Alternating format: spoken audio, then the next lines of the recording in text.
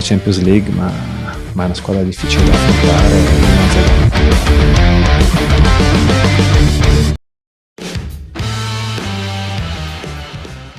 Suka tak suka untuk saat ini, bolehlah timnas Indonesia dikatakan udah naik level. Dan jelas itu bukan halu, melainkan kenyataan, di mana standar tinggi yang dipatok sekarang ini pada akhirnya membuat setiap pemain yang mau masuk ke timnas harus bisa meningkatkan kualitas masing-masing, enggak melulu dari liga luar negeri tetapi juga dari Liga 1.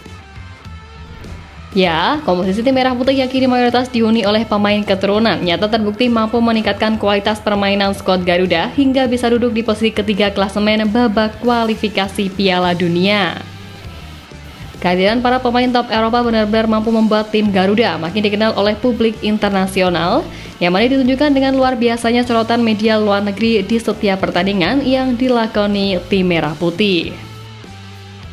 Nah, terbaru ini, salah satu punggawa Garuda yakni Kevin Dykes kian membuat nama Indonesia menggema di Eropa usai mencetak sejarah baru kala membantu FC Copenhagen mengalahkan Dynamo Mainz di lanjutan Liga Konferensi UEFA musim ini.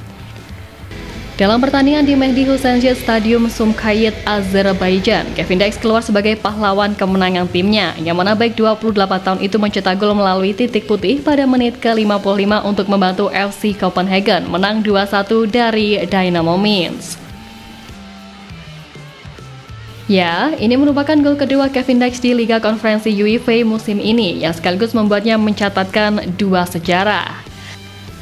Sebelum laga ini, Kevin Dykes memang telah memainkan 3 pertandingan Liga Konferensi UEFA bersama FC Copenhagen, namun saat itu dia masih berstatus sebagai warga negara Belanda. Kemudian di laga kontra Dynamo Mainz pada Jumat 29 November kemarin, menjadi pertandingan pertama Kevin Dykes di Liga Konferensi UEFA dengan status pemain Timnas Indonesia. Nah, alhasil, Kevin Dykes resmi menjadi orang Indonesia pertama yang tampil di Liga Konferensi UEFA, dan selain itu golnya ke gawang Mainz membuatnya juga jadi orang pertama Indonesia yang mencetak gol di turnamen ini. Tentu peran vital di klubnya FC Copenhagen ini membuatnya kian menggemakan nama Indonesia di kancah sepak bola dunia.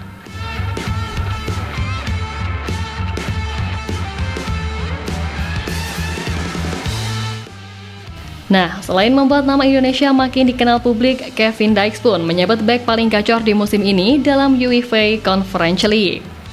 Tak hanya kuat bertahan, Kevin Dykes juga menunjukkan kualitasnya sebagai pemain belakang yang mampu menjadi solusi. Sebab di musim ini saja, Kevin telah mencetak sebanyak 8 gol dan 3 assist dalam 27 laga di semua kompetisi. Dan uniknya lagi, Kevin adalah eksekutor penalti FC Copenhagen yang memiliki presentasi kesuksesan 100%. Performa impresif inilah yang lantas membuat media Jerman mengakui kalau Kevin sangat layak untuk gabung ke klub Jerman Borussia Mönchengladbach. Ya, Kevin Dykes belakangan ini sangat dikabarkan akan merapat ke Borussia Mönchengladbach menilik kontraknya yang akan habis di FC Copenhagen pada bursa transfer musim panas mendatang.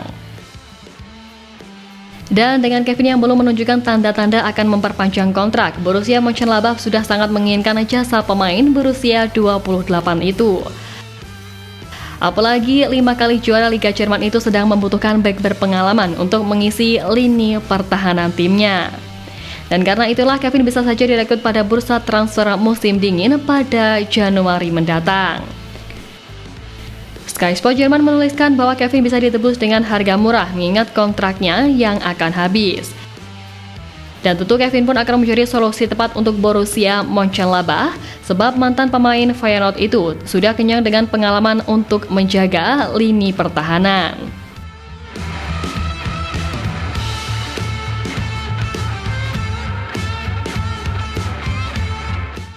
Nah, menariknya lagi, tak hanya Borussia Mönchengladbach yang menginginkan jasa Kevin untuk bursa transfer Januari mendatang.